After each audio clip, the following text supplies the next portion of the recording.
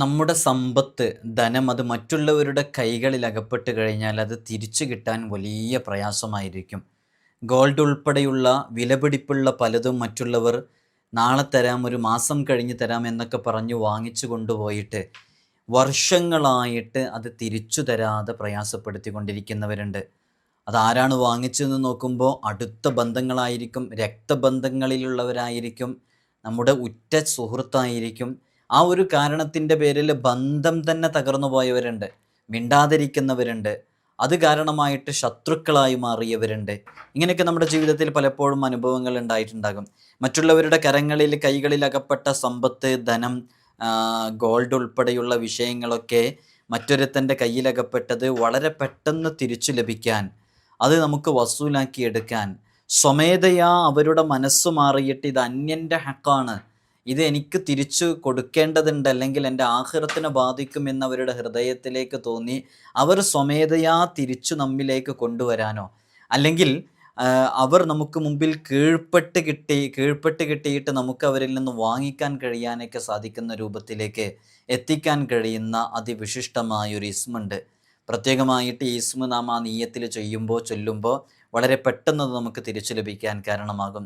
സൂര്യോദയ സമയത്ത് ഈ ഇസ്മ 100 തവണ ചൊല്ലുകയാണെങ്കിൽ അള്ളാഹു സുബ്ഹാനഹു വ തആല അവൻ അകപ്പെട്ടുകൊണ്ടിരിക്കുന്ന പ്രതിസന്ധികളിൽ നിന്ന്, ബുദ്ധിമുട്ടുകളിൽ നിന്നൊക്കെ അവനക്ക് വലിയ രക്ഷയും സലാമത്തും നൽകുമെന്നൊക്കെ പറഞ്ഞ് പരിചയപ്പെടുത്തിയ അതിവിശിഷ്ടമായ ആ ഇസ്മിനെ കുറിച്ചാണ് നമ്മൾ ഇന്ന് സംസാരിക്കുന്നത്. വീഡിയോ പൂർണ്ണമായും കേൾക്കണമെന്ന് ഓർമ്മപ്പെടുത്തുകയാണ്. വിഷയത്തിലേക്ക് പ്രവേശിക്കുന്നതിൻ്റെ മുമ്പ് എല്ലാ ദിവസവും നമ്മൾ സൂചിപ്പിക്കാറുള്ളത് പോലെ തന്നെ നേരിട്ട് കാണാനുള്ള ഡേറ്റ് ചൊവ്വാഴ്ചകളിൽ മാത്രമാണ്. ചൊവ്വാഴ്ച നേരിട്ട് വരാൻ വേണ്ടി ബുക്ക് ചെയ്യാൻ വിളിക്കേണ്ടത് ഞായറാഴ്ച 10 മണിക്കാണ്. ഞായറാഴ്ച 10 മണിക്ക് വിളിച്ച് ബുക്ക് ചെയ്തതിൻ്റെ ശേഷം മാത്രമേ വരാവൂ എന്ന് ഓർമ്മപ്പെടുത്തുകയാണ്. പലരും വിളിച്ച് ബുക്ക് ചെയ്യാതെ തന്നെ വരുന്നതുകൊണ്ട് ചിലപ്പോഴൊക്കെ നമുക്ക് ബുക്ക് ചെയ്തവർക്കൊക്കെ അത് പ്രയാസമായിട്ട് സംഭവിക്കുന്നുണ്ട്. അതുകൊണ്ടാണ് പ്രത്യേകം അത് അറിയിക്കുന്നത്. ഏതെല്ലാം ചൊവ്വാഴ്ചകളിലാണ് ഉണ്ടായിരിക്കുക എന്നുള്ളത് ശനി ഞായർ ദിവസങ്ങളിലൊക്കെ ആയിട്ട് നമ്മുടെ ഇൻസ്റ്റഗ്രാമിൻ്റെ സ്റ്റോറിയിൽ അപ്ഡേറ്റ് ചെയ്യാറുണ്ട്.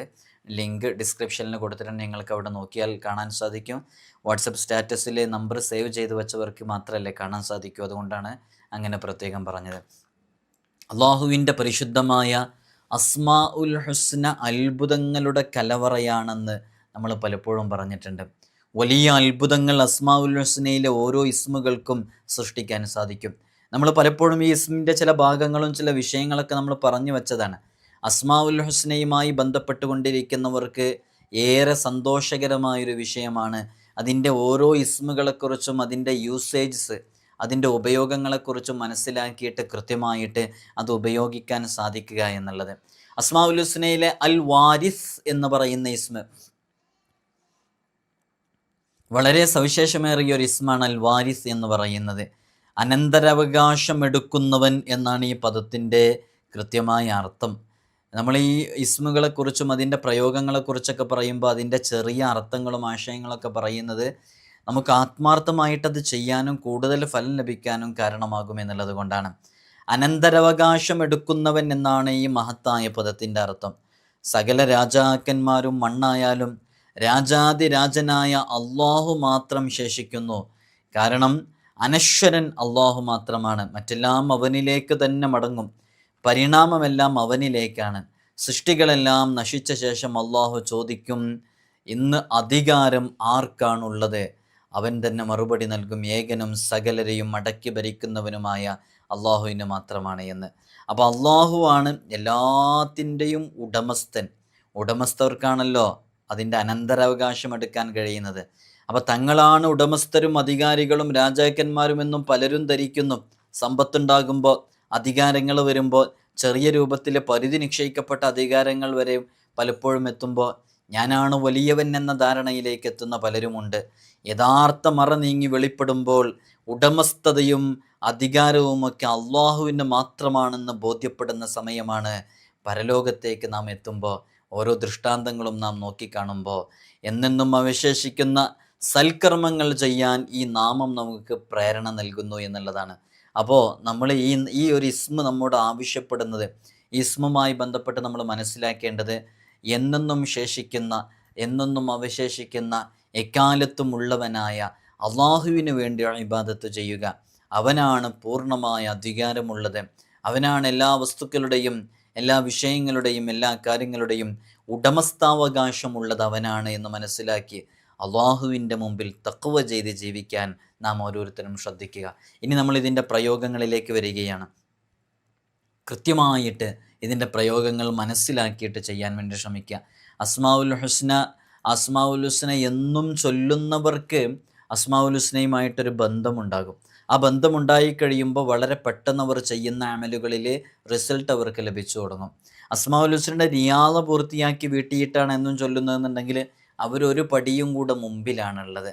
നോമ്പുകാരനായിട്ട് റിയാദ പൂർത്തിയാക്കി വീട്ടിക്കഴിഞ്ഞാൽ അവൻ്റെ റിയാദയിൽ കൂടുതൽ ഫലം ലഭിക്കാനും അവന് ഉപയോഗിക്കുന്ന ഇസ്മുകളൊക്കെ എന്തിനു വേണ്ടിയാണോ ഉപയോഗിക്കുന്നത് ആ ആവശ്യങ്ങൾ വളരെ പെട്ടെന്ന് നേടിയെടുക്കാൻ സാധിക്കുകയും ചെയ്യുന്ന വളരെ വിശിഷ്ടമായ അസ്മാഉൽ ഹുസ്ന, അള്ളാഹുവിൻ്റെ ഉത്കൃഷ്ടമായ 99 നാമങ്ങൾ, ആ നാമങ്ങൾ വളരെ ആത്മാർത്ഥമായിട്ട് കൃത്യമായിട്ട് ഉപയോഗിക്കാൻ വേണ്ടി ശ്രമിക്കുക.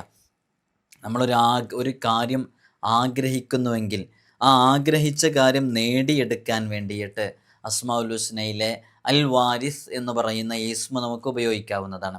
നമ്മൾ പ്രത്യേകം മനസ്സിലാക്കേണ്ട ഇത് എത്ര തവണയാണ് ചൊല്ലേണ്ടത്, എപ്പോഴാണ് ചൊല്ലേണ്ടത്, ഏത് സമയത്താണ് ചൊല്ലേണ്ടത് എന്നുള്ളതൊക്കെ നമ്മൾ കൃത്യമായിട്ട് പറയുന്നുണ്ട്. ഇതിൻ്റെ അതത് നമ്മൾ പറയുന്നുണ്ട്.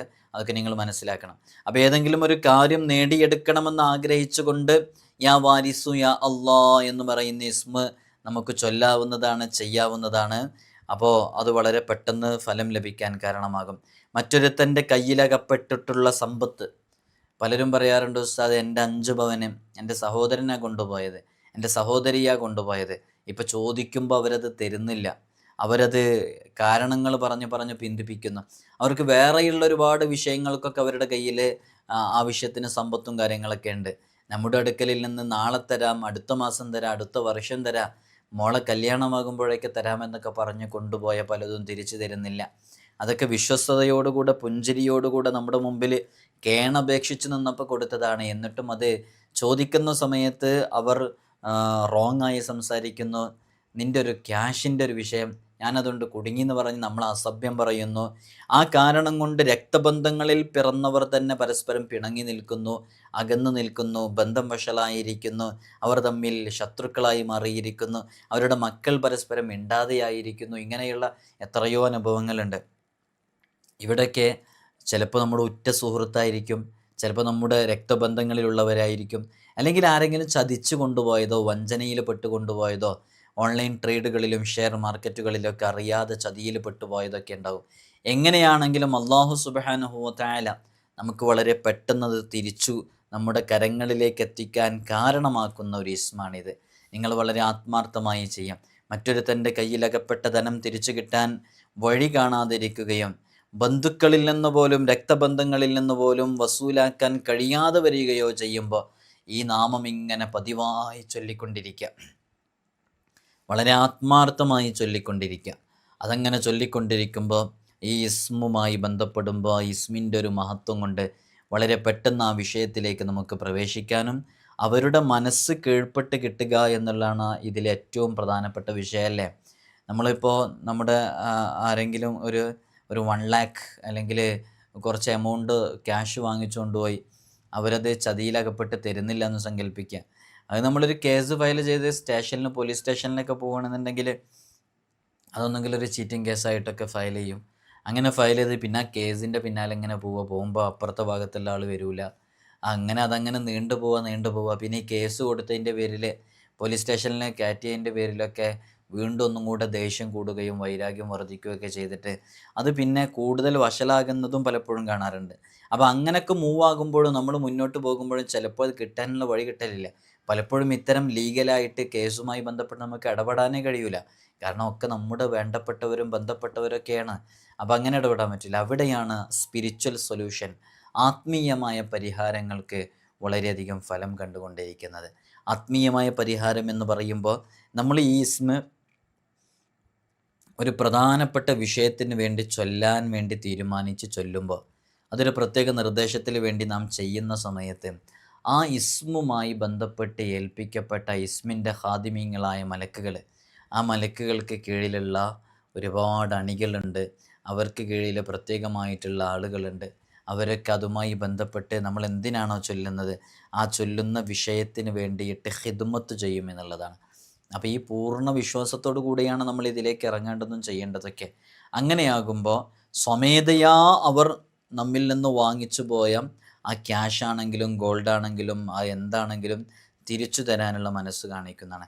മറ്റുള്ളവരുടെ കരങ്ങളിലകപ്പെട്ട അവർ അധികാരം പിടിച്ചു പറ്റിയ ഭൂമിപരമായ വസ്തുപരമായ വിഷയങ്ങൾ, ഭൂമി, ഇങ്ങനെ പ്രോപ്പർട്ടി, വീട്, ഇങ്ങനെയുള്ള വിഷയങ്ങളുമായി ബന്ധപ്പെട്ടൊക്കെ നമുക്കിത് ചെയ്യാവുന്നതാണ്. ഇവിടെയൊക്കെ സംഭവിക്കേണ്ടത് എന്താണെന്ന് വെച്ചാൽ, രണ്ടാൾ പോയിട്ട് അടിച്ചു വാങ്ങാൻ വേണ്ടി ശ്രമിച്ചാൽ ചിലപ്പോൾ കിട്ടിക്കൊള്ളണമെന്നില്ല. കീഴ്പ്പെടുത്തിയിട്ട് പെരുമാറിയിട്ട് വാങ്ങാൻ വേണ്ടി ഉദ്ദേശിച്ചാൽ കിട്ടിക്കൊള്ളണമെന്നില്ല. ലീഗലി മൂവ് ആയാലും കിട്ടിക്കൊള്ളണമെന്നില്ല. അവിടെയൊക്കെ പ്രവർത്തിക്കേണ്ടത് അവരുടെ മനസ്സിൻ്റെ ഉള്ളിൽ തോന്നുക എന്നാണ്. അവരുടെ മനസ്സിൻ്റെ ഉള്ളിൽ ഇത് അന്യൻ്റെ മുതലാണ്, ഹക്കാണ്, അത് കൊടുത്തില്ലെങ്കിൽ എൻ്റെ ദുനിയാവിനെയും ആഖിറത്തിനെയും അത് ബാധിക്കും എന്നുള്ള ഒരു ചിന്ത അവരുടെ മനസ്സിലേക്ക് വന്നിട്ട് അത് തിരിച്ചു തരാനുള്ളൊരു മനസ്സുണ്ടായിരിക്കുക എന്നുള്ളതാണ്. അതിനു വേണ്ടിയിട്ടുള്ള അമലാണ് ഈ പറഞ്ഞുകൊണ്ടിരിക്കുന്നത്. അത് ഈ ഇസ്മ കൊണ്ട് സാധിക്കുന്നതാണ്. അപ്പം നിങ്ങൾ വളരെ ആത്മാർത്ഥമായിട്ട് ചൊല്ലി നോക്കുക. റബ്ബിൻ്റെ മുമ്പിൽ ഇറക്കി വെക്കാൻ നമ്മളെപ്പോഴും പറയാറുണ്ട്, അസ്മാഉൽ ഹുസ്ന ചൊല്ലിയിട്ട് ദുആ ചെയ്യുമ്പോൾ നമുക്ക് വളരെ പെട്ടെന്ന് അതിൽ നിന്ന് ഫലം ലഭിക്കാനും റിസൾട്ട് ലഭിക്കാനും കാരണം യാ വാരിസു യാ അള്ളാ എന്നാണ് ചൊല്ലുക. യാ വാരിസു യാ അള്ളാ എന്ന് പറയുമ്പോൾ യഥാർത്ഥത്തിൽ അള്ളാഹുവിനോട് നമ്മൾ ദുആ ചെയ്യാണ്. യാ എന്ന് വിളിച്ചിട്ട്, യാ അള്ളാ എന്ന് വിളിച്ചിട്ട് നമ്മൾ അള്ളാഹുവിനോട് ദുആ ചെയ്യണം. എന്തിനാണ് ദുആ ചെയ്യുന്നത്? ഇന്ന കാര്യങ്ങളിൽ അകപ്പെട്ടു പോയ, എൻ്റെ സുഹൃത്തിൻ്റെ കയ്യിൽ അകപ്പെട്ടു പോയ ക്യാഷ് തിരിച്ചു കിട്ടണം എന്ന നീയത്തോടു കൂടെ അള്ളാഹുവിനോട് ദുആ ചെയ്യുകയാണ്.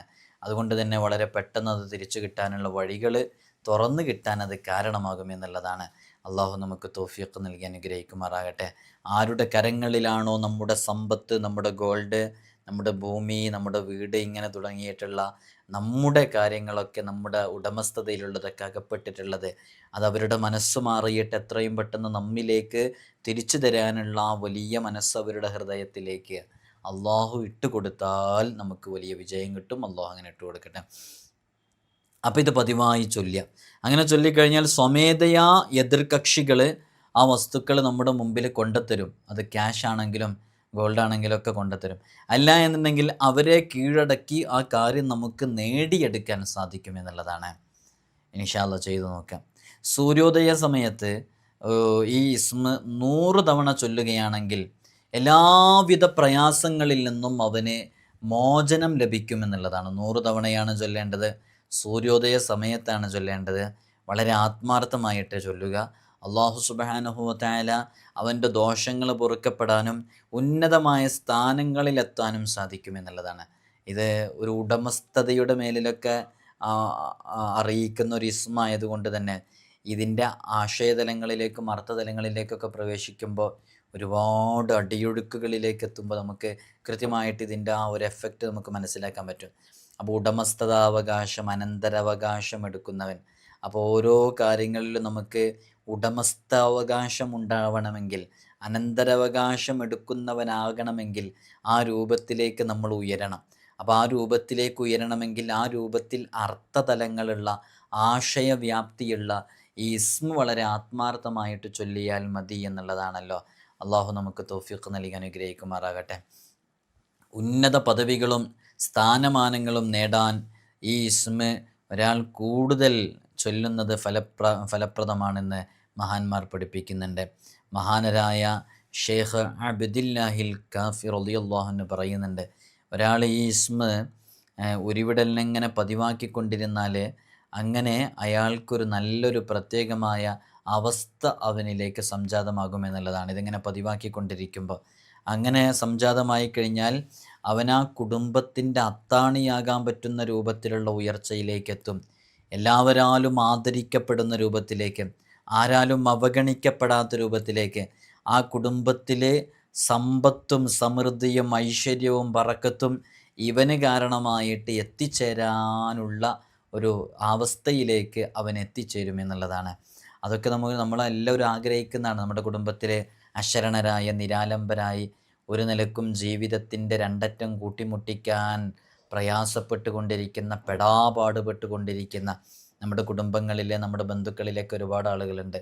അവരിലേക്കൊക്കെ ഈ ഇസ്മ കൊണ്ട് നമുക്ക് സഹായങ്ങൾ എത്തിക്കാനും അവരുടെയൊക്കെ അത്താണിയും അവരുടെയൊക്കെ അവലംബവും ആലംബവും ആവാനൊക്കെ നമുക്ക് സാധിക്കുന്നുള്ളതാണ്. വളരെ ആത്മാർത്ഥമായി ചെയ്തു നോക്കുക. വെയിലിൻ്റെ ശക്തിയായ ചൂടിൽപ്പെട്ട് കഷ്ടപ്പെടുന്ന ആളുകൾ ഈ ഇസ്മ 100 പ്രാവശ്യം ഓതിയാൽ ചൂടവനെ ഏൽക്കുകയില്ല എന്നുള്ളതാണ്. ഈ നാമം നിത്യവും ഉരുവിടലിനെ പതിവാക്കിയാൽ ദേഹത്തിലും അവൻ്റെ ധനത്തിലും അവൻ്റെ സമ്പത്തിലും കുടുംബത്തിലുമെല്ലാം രഹസ്യങ്ങളുടെ കലവറ തുറക്കപ്പെടുമെന്നുള്ളതാണ്. നമ്മൾ പലപ്പോഴും ഇങ്ങനെ ഈ ഇസ്മുകളെക്കുറിച്ചൊക്കെ പറയുമ്പോൾ നമ്മൾ പറയാറുണ്ട് രഹസ്യങ്ങളുടെ കലവറ തുറക്കപ്പെടുക എന്നുള്ളത്. ഈ രഹസ്യങ്ങളുടെ കലവറ തുറക്കപ്പെടുക എന്ന് പറഞ്ഞാൽ അത്ഭുതങ്ങളുടെ കവാടങ്ങൾ നമുക്ക് മുമ്പിൽ തുറന്ന് കിട്ടുക എന്നുള്ളതാണ്. അത് നമ്മൾ ഇത്തരം ഇസ്മുകളെ കൊണ്ട് നമ്മൾ അമല് ചെയ്യുമ്പോൾ നമുക്ക് ലഭിക്കുന്ന വലിയ നേട്ടങ്ങളാണ്. ഈ ഇസ്മുകൾ എന്നൊക്കെ പറഞ്ഞാൽ പണ്ടുകാലം മുതലേ മഹാന്മാരൊക്കെ ഇങ്ങനെ ചൊല്ലിക്കൊണ്ടുവരുന്ന, പതിവാക്കിക്കൊണ്ടുവരുന്ന ഇസ്മുകളാണ്. അസ്മാഉൽ ഹുസ്നയിലെ ഓരോ ഇസ്മുകളും വലിയ വലിയ മഹാന്മാരുടെ അടുക്കൽ, ഷെയ്ഖുമാരുടെ അടുക്കൽ, കുത്തുബുമാരുടെ അടുക്കൽ, അള്ളാഹുവിലേക്ക് അടുത്തു ജീവിച്ച സൂഫി ചക്രവാളങ്ങളിൽ വിരാജിക്കുന്ന മഹത്തുക്കളുടെ അടുക്കലൊക്കെ സാധാരണക്കാരായ ആളുകൾ അവരവരുടെ വിഷമങ്ങളും പ്രയാസങ്ങളും ബുദ്ധിമുട്ടുകളും അവരുടെ പ്രതിസന്ധികളുടെ ഭാണ്ഡക്കെട്ടുകൾ ഇറക്കി വയ്ക്കുമ്പോൾ അവരവർക്ക് മുമ്പിൽ പറഞ്ഞു കൊടുക്കുന്ന പല ഇസ്മുകളുണ്ട്. ചിലരോട് പറയും യാ ലത്തീഫ് എന്ന് ചൊല്ലിക്കോ, നിൻ്റെ ജീവിതത്തിൽ ഈ ഇസ്മ കാരണമായിട്ട് വലിയ ഉയർച്ച ലഭിക്കും. ചിലരോട് പറയും യാ റഊഫ് എന്ന് ചൊല്ലിക്കോ, നിൻ്റെ ജീവിതത്തിൽ ഈ ഇസ്മ കാരണമായിട്ട് വലിയ ഖൈർ ലഭിക്കും. ചിലരോട് പറയും നീ ചൊല്ലേണ്ടത് യാ റഹ്മാൻ എന്നാണ്.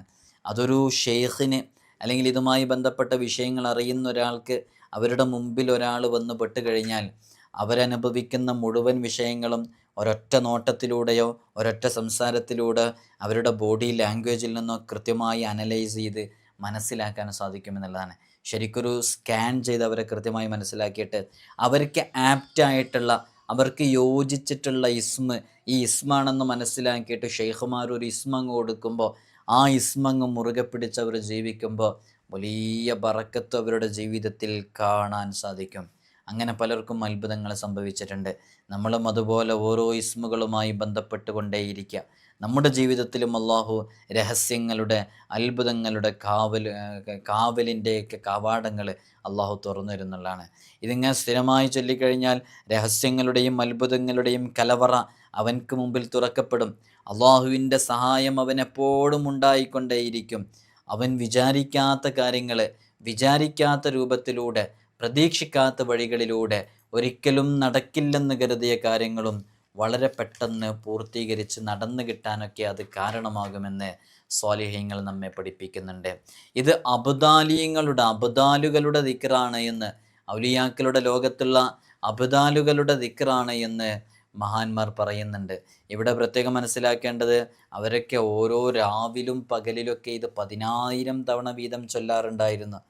ഷറൈൻ്റെ വിധികളൊക്കെ അനുസരിച്ച് കൃത്യമായി പാലിച്ച് കൊല്ലങ്ങളോളം അവരിതിങ്ങനെ തുടർന്നു കൊണ്ടിരിക്കുമ്പോൾ അവരുടെ ജീവിതത്തിൽ വലിയ മാറ്റങ്ങൾ സംഭവിക്കുക. അങ്ങനെയാണ് അബ്ദാലിങ്ങളൊക്കെ ചൊല്ലി.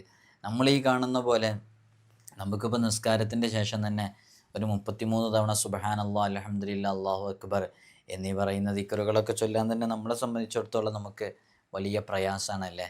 എന്നാൽ മഹാന്മാരുടെ ജീവിതത്തിൽ അങ്ങനെയല്ല. അവരവരുടെ ജീവിതത്തിൽ ദിക്റുകൾ മുറുകെ പിടിച്ചവരായിരുന്നു. അവർ ധാരാളമായിട്ട് ദിക്റുകൾ ചൊല്ലും. ചില കിതാബുകളൊക്കെ അസ്മാഉൽ ഹുസ്നയുമായി ബന്ധപ്പെട്ട, അസ്മാഉൽ ഹുസ്നയുടെ ഷർഹുകളുമായി ബന്ധപ്പെട്ട വിഷയങ്ങളൊക്കെ നോക്കുമ്പോൾ മഹാന്മാരൊക്കെ എത്ര പേജുകളാണ് അസ്മാഉൽ ഹുസ്നയെക്കുറിച്ച് എഴുതിയിട്ടുള്ളത്. ആ പേജുകളിൽ എഴുതിയ ഓരോ അനുഭവങ്ങൾ പറയുമ്പോൾ ഇന്നാലിന്ന മഹാന് ഈ ഇസ്മ ഇത്ര തവണ ദിക്റായി ചൊല്ലാറുണ്ടായിരുന്നു, ഇന്നാലിന്ന മഹാന് ഈ ഇസ്മ ഇത്ര തവണ രാത്രിയിൽ മാത്രം ചൊല്ലാറുണ്ടായിരുന്നു എന്നൊക്കെ പറയുന്നതായിട്ട് നമുക്ക് കാണാൻ സാധിക്കും. അതൊക്കെ മഹാന്മാരുടെ ജീവിതത്തിൽ അവരതുമായി ബന്ധപ്പെടുമ്പോൾ അവർക്ക് അത്ഭുതങ്ങൾ സംഭവിക്കുന്നു എന്നുള്ളത് കൊണ്ടാണ്. നമുക്ക് അത്രയൊന്നും തവണ ചൊല്ലാൻ പറ്റുന്നില്ലെങ്കിലും കഴിവിൻ്റെ പരമാവധി നമ്മൾ ചൊല്ലുക.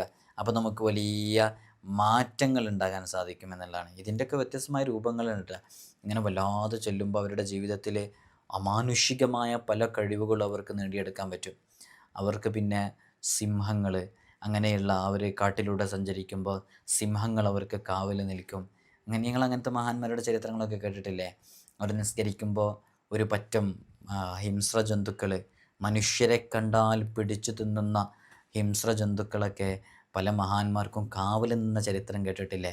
അത്രയും വലിയ സ്ഥാനത്തേക്കും ഉയർച്ചയിലേക്കൊക്കെ അവരെത്തിയിട്ടുള്ളത് ഇത്തരം ചില ഇസ്മുകളെ കൊണ്ടാണ്.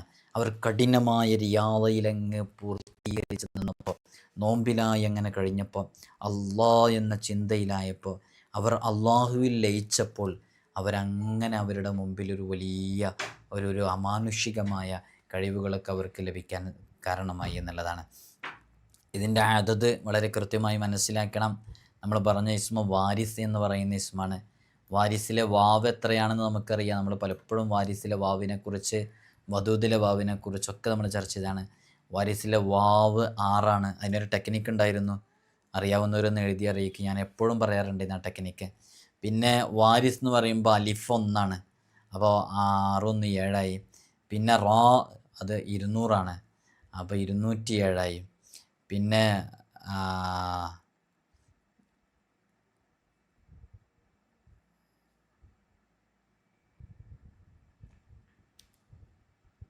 അങ്ങനെ എന്താ വാവ്, അലിഫ്, റാ, പിന്നെ സാ 500, അങ്ങനെ ടോട്ടൽ 707 ഇതിൻ്റെ അതത്. ഈ 707 അനുസരിച്ച് വളരെ ആത്മാർത്ഥമായിട്ട് ചൊല്ലുക. നേരത്തെ നമ്മൾ പറഞ്ഞതുപോലെ 100 തവണ ചൊല്ലാൻ പറ്റുന്നവരങ്ങനെ ചൊല്ലുക.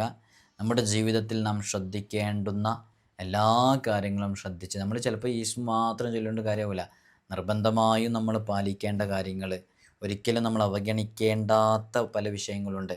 അത്തരം വിഷയങ്ങളിലേക്കൊക്കെ നമ്മൾ വളരെയധികം ഗൗരവത്തോടു കൂടെ ഇറങ്ങുകയും വേണം. 5 വഖത്ത് ഫർദ് നിസ്കാരങ്ങൾ ഒരു കാരണവശാലും നമ്മൾ ഖളാ ആക്കുന്ന സാഹചര്യം ഉണ്ടാകരുത്. ഖളാ ആയത് തന്നെ ശിക്ഷയാണെന്നുള്ള അറിയൂലേ?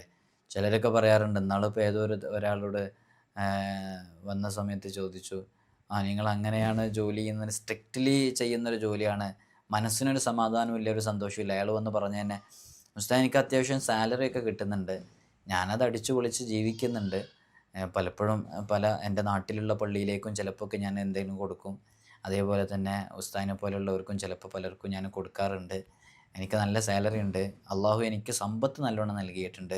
പക്ഷെ എന്താണെന്ന് ചോദിച്ചാൽ എൻ്റെ ജീവിതത്തിൽ എനിക്ക് ഹാപ്പിനെസ് ഇല്ല, എനിക്ക് സന്തോഷമില്ല. അതെന്താണ് കാരണം എന്നറിയാൻ വേണ്ടിയിട്ടാണ് അയാൾ വന്നിട്ടുണ്ടായിരുന്നത്. അയാൾക്ക് സന്തോഷമല്ല, എപ്പോഴും ദുഃഖം, എപ്പോഴും ഒരു ദുഃഖത്തിൽ, ആരോട് സംസാരിക്കാൻ കഴിയാതെ പ്രയാസപ്പെട്ടുകൊണ്ട് നടന്നിരിക്കുകയാണ്. അപ്പോൾ അയാളുടെ ജീവിതത്തിൽ നമ്മൾ കാര്യങ്ങളൊക്കെ അന്വേഷിച്ച് മനസ്സിലാക്കിയപ്പോൾ അയാളുടെ ജീവിതത്തിൽ അയാൾ എല്ലാ കാര്യങ്ങളും ക്ലിയർ ആണെന്നുണ്ടെങ്കിലും എല്ലാ ദിവസവും അവർ സുബഹ് നിസ്കാരം ഒഴിവാക്കുന്നവരായിരുന്നു. അയാളെ പറഞ്ഞിട്ട് കാര്യമില്ല എന്ന് പറഞ്ഞിട്ട് നമുക്ക് ഒഴിഞ്ഞു പറയാനും പറ്റില്ല. കാരണം അയാൾക്ക് അത്രയും ഡ്യൂട്ടി ഉണ്ട്. ഡ്യൂട്ടി കഴിഞ്ഞ് ക്ഷീണമാകുമ്പോൾ എഴുന്നേൽക്കാൻ പറ്റുന്നില്ല. പക്ഷേ അയാൾക്കൊരു 10 മിനിറ്റ് അയാൾ സ്ഥിരം എഴുന്നേൽക്കുന്ന സമയത്തിൽ നിന്ന് ഒന്ന് മാറിയിട്ട് ആ 10 മിനിറ്റ് ഒന്ന് നേരത്തെ എഴുന്നേറ്റാൽ അയാൾക്ക് സുബഹ് ഖളാവാതെ കിട്ടും. അപ്പോൾ അയാൾ അതുവരെ ധരിച്ചിരുന്നത് നിസ്കാരം എഴുന്നേറ്റിട്ട് നിസ്കരിച്ചാൽ മതി എന്നാണ്. അതേപോലെ തന്നെ വേറൊരു നിസ്കാരം കൂടെ പറഞ്ഞു, അശ്ർ നിസ്കാരം. അയാൾ മഗ്രിബ് നിസ്കാരം കഴിഞ്ഞ് മഗ്രിബ് നിസ്കാരത്തിൻ്റെ സുന്നത്ത് നിസ്കരിക്കുമ്പോൾ 4 റക്അത്ത് അങ്ങ് നിസ്കരിച്ച് അങ്ങനെയാണ് അയാൾ അശ്ർ നിസ്കരിക്കില്ലെന്ന് പറഞ്ഞു. അപ്പോൾ ഈ 2 നിസ്കാരം അയാളുടെ ജീവിതത്തിൽ നിന്ന് അയാൾ പ്രധാനമായിട്ട് ഒഴിവാക്കി എന്നുള്ളതാണ്. നമുക്കറിയാം, ഒരാൾ സുബഹ് നിസ്കാരം ഒഴിവാക്കി കഴിഞ്ഞാൽ, ഒരാൾ സുബഹ് നിസ്കരിച്ചു കഴിഞ്ഞാൽ അവർക്ക് ലഭിക്കുന്ന നേട്ടം എന്താ? മൻ സ്വല്ല സുബഹ, ഒരാൾ സുബഹ് നിസ്കാരം നിസ്കരിച്ചാൽ ഫഹുവ ഫി ദിമ്മത്തില്ല, അവൻ അള്ളാഹുവിൻ്റെ ദിമ്മത്തിലാണ്. യാനി ഫി ഹിമായത്തിഹി വ ഹിഫ്ലിഹി, അള്ളാഹുവിൻ്റെ ഹിഫ്ലിലും അവൻ്റെ ഹിമായത്തിലും അവൻ്റെ സംരക്ഷണത്തിലുമാണ് എന്നാണ് അതിൻ്റെ അർത്ഥം. ഒരാൾ സുബഹ് അങ്ങനെ നിസ്കരിച്ചാൽ. ഇനി ഒരാൾ വമൻ സ്വല്ല സുബഹ ഫി ജമാഅത്തിൻ, ഒരാൾ ജമാഅത്തായിട്ടാണ് സുബഹ് നിസ്കരിക്കുന്നത് എങ്കിൽ അവനക്ക് ലഭിക്കുന്ന നേട്ടം എന്താണ്? അള്ളാഹു സുബ്ഹാനഹു വ തആല അവന് ജമാഅത്തായിട്ടാണ് നിസ്കരിക്കുന്നത് എന്നുണ്ടെങ്കിൽ അവന് വലിയ നേട്ടമുണ്ട്. അവൻ